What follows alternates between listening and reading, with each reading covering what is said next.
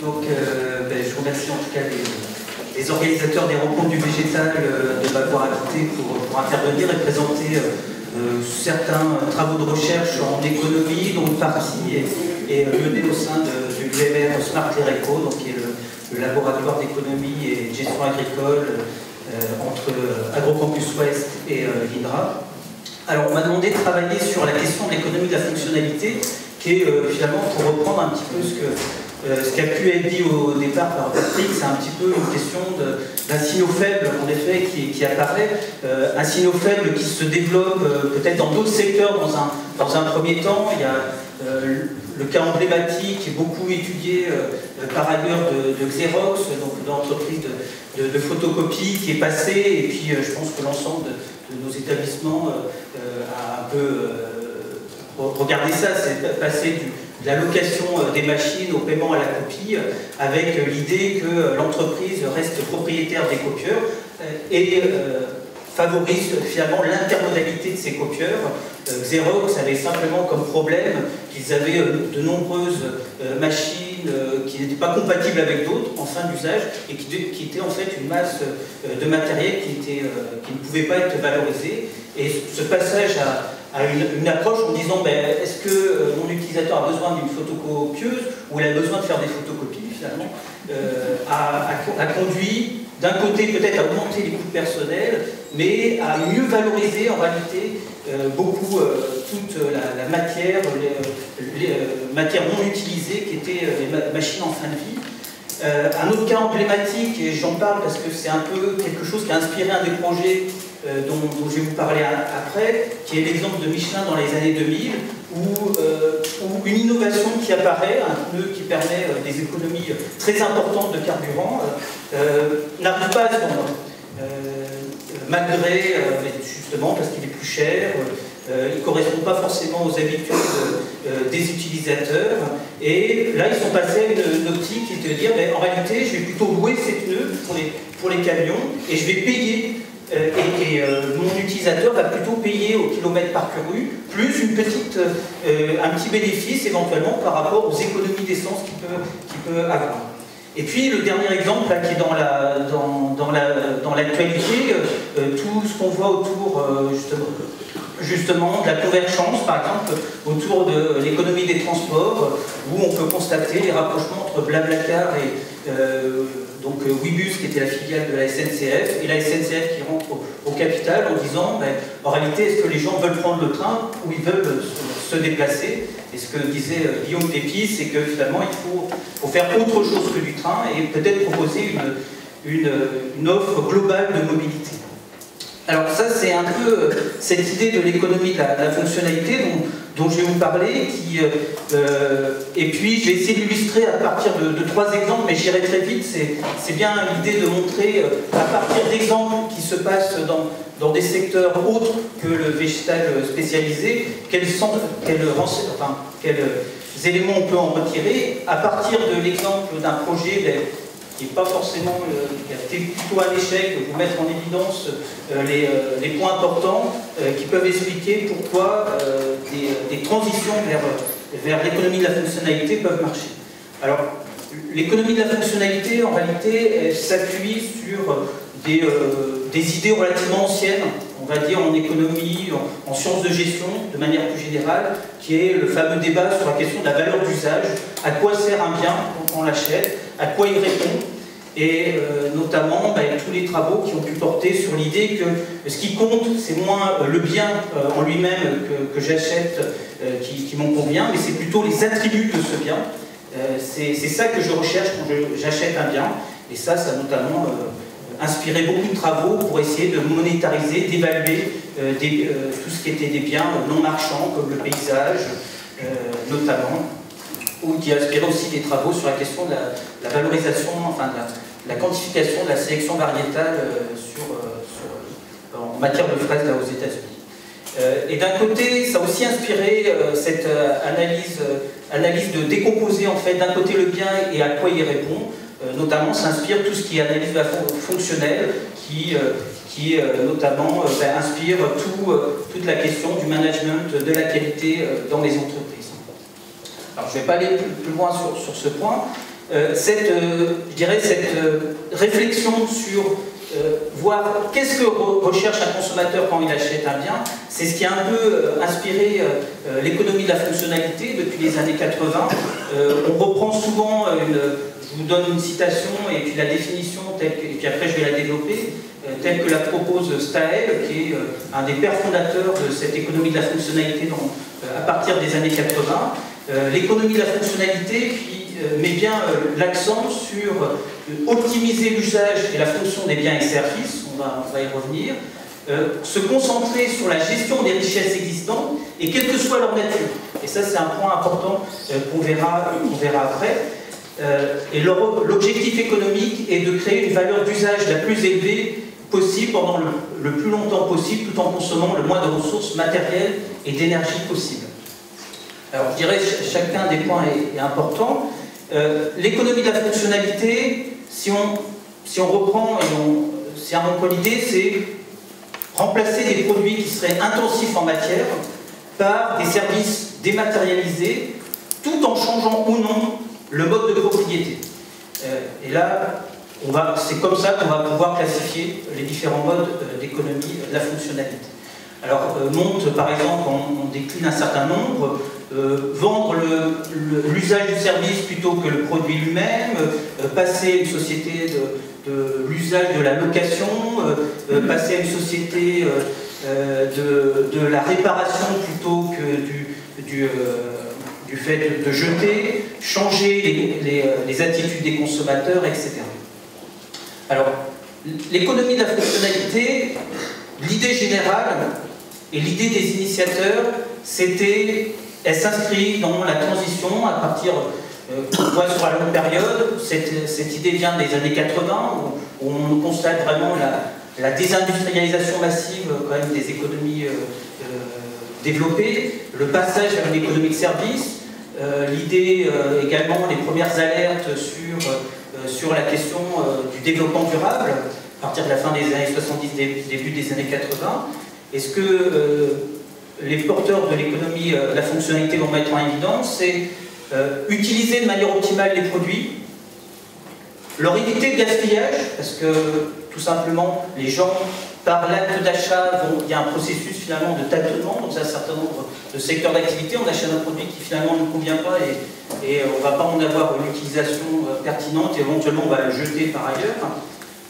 On va anticiper les déchets et utiliser l'éco-produit. Et puis une idée qui était peut-être maintenant à débattre, c'était qu'une économie dématérialisée serait plus écologique. Et il y a des travaux qui montrent bien sur les endroits où sont situés les serveurs des différents de Google, etc., Amazon, pardon, de Google, que ce n'est pas forcément le cas. Alors, la conceptualisation théorique, elle vient d'une idée qui est... alors, il y a juste deux conceptualisations théoriques. Rassurez-vous, j'ai mis aucune équation après. Donc, ça vient en fait de l'idée en économie qui est celle du modèle d'affaires. Et les auteurs s'appuient souvent sur David Tisch, c'est assez intéressant parce que c'est un des pères de l'économie évolutionniste qui s'intéresse justement à la question de la transition. Un business model en économie, c'est, si on veut regarder de manière très simple, c'est comment les entreprises fournissent une valeur à des consommateurs et arrivent à la transformer en bénéfice pour elles. Alors, cette idée va fortement inspirer tout ce qui est conceptualisation de l'économie, de cette économie-là. Et notamment avec la notion de product service system. Alors si vous, là pareil, notion de signaux faibles, si vous regardez, vous avez sur Sciences Direct ou Google Scholar, vous avez 20 000 références qui peuvent apparaître. Et ce qui est très intéressant, c'est que vous avez beaucoup de documents de travail, donc c'est un thème qui devient de plus en plus important, et qui dit que en réalité, ce lien... ce que sont les product service systems, c'est en fait un ensemble de services, de produits et services qui permet de manière conjointe de satisfaire les besoins de l'utilisateur. Et l'ensemble de l'économie de la fonctionnalité va se comprendre sur un gradient entre la combinaison entre des biens et des services sur la manière dont ils vont répondre aux besoins des utilisateurs. Alors on va voir très rapidement après comment ils peuvent se différencier sur les trois dimensions que sont la création de valeur, le fait de fournir la valeur, hein, la fourniture par le producteur, celui qui fournit le service, et comment on arrive à transformer ça en paiement par le consommateur. Alors, habituellement, on les catégorise en trois grandes familles, mais qui sont en réalité, il y a tout un continuum. Hein, là, c'est vraiment pour la simplicité de l'exposé. On a d'abord ceux qui sont orientés autour du produit, donc où l'économie de la fonctionnalité va être de rajouter des services au produit lui-même, ce qui est commun, ce qui est peut-être la forme la plus commune telle qu'on est. Hein. Quelqu'un qui fournit un OAD, ben, il va fournir aussi le conseil d'utilisation avec. On va passer à un système qui est plutôt orienté usage. C'est l'usage du produit qui est vendu et non le produit lui-même. L'exemple type dont je reparlerai en agriculture, c'est les coopératives de matériel agricole, hein, là-dedans. Et puis celui qui est orienté résultat, c'est-à-dire qui garantit la satisfaction des besoins du consommateur, quelle que soit la combinaison des produits et de services utilisés. Il y a eu quelques essais, j'en parlerai rapidement, dans le domaine de la protection des cultures. Alors voilà, c'est ni plus ni moins que ce que je viens de vous dire. Donc on a ces trois grandes catégories qui vont quelque part de contenu d'un système qui est plus intensif en matière à moins intensif en matière, avec d'un côté le petit A, donc, qui est orienté produit. Ben, on est sur des services qui sont liés au produit. Donc le financement, fournir les consommables avec le produit, le conseil et recommandations, on pourrait dire aussi le financement, hein, vous achetez une voiture et puis on vous donne le financement d'une machine agricole et on vous donne le financement avec. Avec des systèmes, donc le grand 2 qui est orienté usage, où bah, c'est le système de la location du produit. Vous n'êtes plus propriétaire de votre machine agricole et vous le louez. Vous pouvez passer à un deuxième niveau qui est celle de la mise à disposition ou partage du produit, c'est-à-dire cette fois c'est plus le vendeur de machines avec lequel vous avez affaire, mais avec un tiers. Hein, donc, en agriculture c'est la CUMA, mais c'est un peu quelque chose qui inspire aussi toute l'économie collaborative actuellement. Et puis le cinquième qui est la mise en commun du produit. Sur l'orientation des résultats, on est soit sur l'activité de gestion et de sous-traitance, parce qu'en effet, vous pouvez toujours compléter au maximum les contrats que vous avez avec un sous-traitant, mais en dernière instance, c'est bien sur le résultat qu'on va évaluer la réalité ou le fait de renouveler le contrat, par exemple avec une entreprise de sous-traitance en nettoyage. Le paiement par unité d'usage, qui est le modèle de Xerox, et le résultat fonctionnel, qui est un des exemples que je vais vous montrer sur la question des usages des produits chimiques. Alors, ce qui fait que si on regarde, si on regarde à chaque fois, c'est pour résumer ce que je viens de vous dire, orienté produit, orienté usage, orienté résultat, on peut faire un gradient entre d'un côté les fournisseurs qui sont responsables des services contractés jusqu'au fait que le fournisseur est lui responsable des résultats. Ça c'est le dernier cas de figure par exemple pour Michelin. Et puis de la fourniture de la valeur, c'est bien la garantie d'un résultat à la fin. Et donc on va l'évaluer par rapport à des indicateurs donnés. Et puis de l'autre côté, pour finir, comment le consommateur lui paye la valeur. Ils peuvent soit payer une fois pour toutes pour le produit, soit faire des paiements continus, ou enfin payer au résultat ou à l'unité utilisée. Alors, je vais vous montrer, pour le temps que j'ai, trois applications. Une application qui est justement une approche écologique de l'orientation résultat, avec cette question à généraliser ou pas en protection des cultures, qui est sur l'utilisation des produits chimiques. Un exemple que je vais vous donner sur un projet sur lequel on a travaillé, pour peut-être qui n'a pas forcément abouti à une forme complète d'économie, d'organisation fondée sur l'économie de la fonctionnalité, mais pour montrer en fait peut-être les critères de réussite que pourrait avoir ce type de projet. Et puis, un dernier point qui est très rapide, qui est de dire, si on creuse un peu cette question de la transition vers des économies fondées sur la fonctionnalité, il faut arriver à évaluer les gains et les bénéfices pour les utilisateurs. Et bon, c'est peut-être ça le problème qu'il y a dans ce type de transition, c'est que souvent, les utilisateurs ont toujours tendance à sous-estimer les coûts du statu quo et à surestimer ceux du changement, et c'est un petit peu le point que je voulais faire après. Voilà.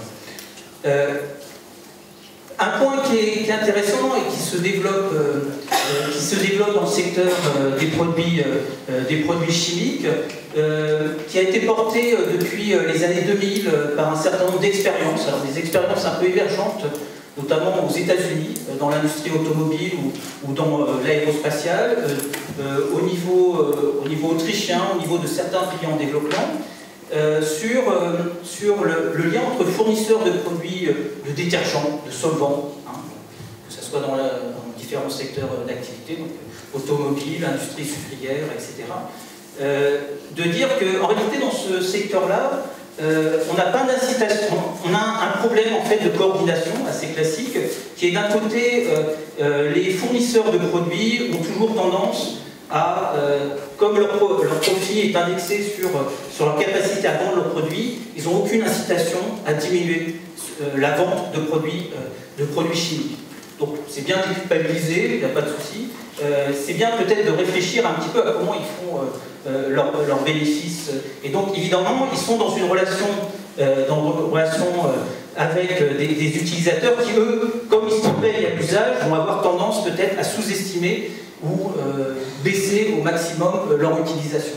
Et donc là, on est dans une situation assez classique en économie, où d'un côté, de relations de jeu un peu non coopératifs, comme ça, ou d'un côté, qui est asymétrique, parce que d'un côté, le fournisseur des produits est le seul à connaître la réalité de ce que valent les produits, de leur utilisation, donc peut-être peut utiliser de manière stratégique l'information qu'il a à sa disposition, et peut-être essayer de surestimer l'utilisation que devrait en avoir l'utilisateur final. Donc dans ces cas-là, de manière classique, ce qui se passe en économie, on va dire, il faut rajouter de l'information pour l'utilisateur, il faut mettre des codes de bonne conduite, il faut mettre des certifications, il faut mettre des choses comme ça pour lui donner de plus en plus d'informations pour qu'il arrive dans la relation à avoir le maximum d'éléments. Le modèle de passer à l'économie de la fonctionnalité est de dire, en réalité, peut-être qu'il faut trouver une situation gagnant-gagnant si on arrive à bien identifier l'analyse de cycle de vie du produit, c'est-à-dire à quel moment arrive l'utilisation des produits chimiques. En réalité, on va peut-être trouver une situation dans laquelle, en fait, ce que veut l'utilisateur, c'est à la fin arriver à produire ses automobiles, et de l'autre côté, le fournisseur, lui, va changer son approche et enrichir son offre, notamment en fournissant des services relatifs à l'utilisation. Donc le passage à cette stratégie-là est de dire, en réalité, le fournisseur de produits, que ce soit BASF, Bayer, etc., va fournir un service global d'utilisation des produits chimiques à l'entreprise utilisatrice, et va être rémunéré plutôt sur des indicateurs qui sont, cette fois, le nombre, par exemple, pour l'automobile, le nombre d'automobiles qui sortent chez le producteur. Alors, il y a eu des exemples en agriculture, on en cite trois. Il y a eu Copert dans les années 90, il y a eu BASF à Madagascar dans les années 2000, et il y a un exemple dans l'agriculture sri-lankaise, là, de manière récente, où en fait, l'entreprise en protection des plantes ne va pas être rémunérée sur le type de produit qu'elle vend, mais plutôt sur l'offre globale de services qu'elle rend à l'agriculteur, et va être rémunérée plutôt sur des indicateurs de production chez le producteur. Si le producteur arrive à produire tant de plants en bonne santé, elle va être rémunérée en fonction de ça. Donc ça, c'est un modèle assez intéressant qui se met en place, qui est à réfléchir, voir si ça pourrait pas être un peu plus important. Il y a des freins importants à cette mise en place. Pourquoi ça se développe aux États-Unis? C'est un peu les jeux répétés. Il y a peu d'intervenants, des relations de long terme entre ces intervenants. C'est très difficile que ça émerge de nulle part dans un autre secteur. Dans les exemples que je viens de vous donner en protection des plants, c'est le côté exemplaire en fait, qui sont portés notamment par un organisme spécialisé des Nations Unies là, sur le développement industriel. Donc il faudra voir si ça arrive à faire école par la suite. Je vais passer rapidement parce que c'est un exemple qui s'inspirait du cas de Michelin. On a essayé de mettre en place ça avec des collègues en sciences sociales, des organisations de producteurs et un industriel sur essayer de passer à des formes de films plastiques recyclables où le producteur, enfin le fournisseur, le plasturgiste, ne vendait pas un plastique mais vendait le service agronomique qui allait. Alors ça n'a pas réussi autant qu'on voulait. Je passe rapidement sur la méthode qu'on a utilisée. Et puis je passe rapidement aussi sur l'exemple d'Ecuma pour dire que pourquoi ça n'a pas réussi, c'est que souvent dans ces... et c'est un peu l'enseignement qu'on a tiré en prenant un pas de côté, en regardant ce qu'il en était sur des exemples réussis de partage commun de matériel, c'est que dans tous les cas, il y a un problème qui se pose quand on réfléchit à une transition vers des formes d'économie plus de la fonctionnalité, c'est que c'est celle des conditions du partage de la valeur ajoutée. Là, c'est le point important dans l'exemple que je viens de prendre. Il faut arriver à trouver une manière dont, par exemple, quand il y a 10% de gains sur une baisse sur des dépenses en matière d'essence pour les entreprises routières par l'utilisation d'un pneu, il faut arriver à trouver la manière dont ces 10% finalement vont être partagés de manière équitable. Et c'est d'autant plus difficile, par exemple dans le cas du film plastique, que vous êtes dans une situation où le prix lui-même varie constamment. Donc on arrive à des situations plus complexes où vous êtes obligé de proposer un créneau d'augmentation ou de variation des prix. Donc ça, c'est les conditions de partage de la valeur ajoutée qui est plus ou moins facile selon les secteurs d'activité. La nature des effets économiques de l'innovation en jeu, c'est bien cette idée-là, c'est que souvent les effets positifs de l'innovation ne sont pas directement visibles ou par l'utilisateur lui-même, qui a peut-être tendance à pas forcément bien les mesurer. Hein, c'est ce qu'on a mis en avance, par exemple dans l'Ecuma, il y a des effets positifs indirects sur la production, la productivité des agriculteurs qu'ils ne mesurent pas tout de suite ou qu'ils ne pensent pas trouver quand ils vont dans ces organisations-là. Et donc il faut arriver à identifier les leviers, le type d'usage, mais aussi, c'était ce qu'on a essayé de faire, de regarder aussi les représentations et ces idées peut-être de sous-estimation des gains, de surestimation des pertes. Je dirais le dernier point que je voulais dire, parce que j'ai déjà parlé peut-être du lien avec la question d'économie circulaire, c'est qu'il y a tout un enjeu sur la question, toute une réflexion qu'il peut y avoir sur l'impact que ça a sur les emplois dans ce secteur, dans les secteurs qui sont impactés par l'économie de la fonctionnalité, dont l'évolution n'est pas forcément... va un peu dans tous les sens. On voit bien du côté des sous-traitants, quand vous sous-traitez, il y a une augmentation de la précarité, l'économie collaborative augmente aussi cela, mais de l'autre côté, vous avez des formes par du partage collectif, au contraire de déprécarisation, c'est ce qui se passe dans les coopératives de matériel agricole, et puis de l'autre côté, des montées en compétences de certains emplois, quand notamment, que ce soit Michelin ou les entreprises chimiques proposent des services complets, et il y a une montée aussi en compétences à ce niveau-là. Donc là, je dirais qu'il y a un point à regarder en particulier. Voilà. Merci.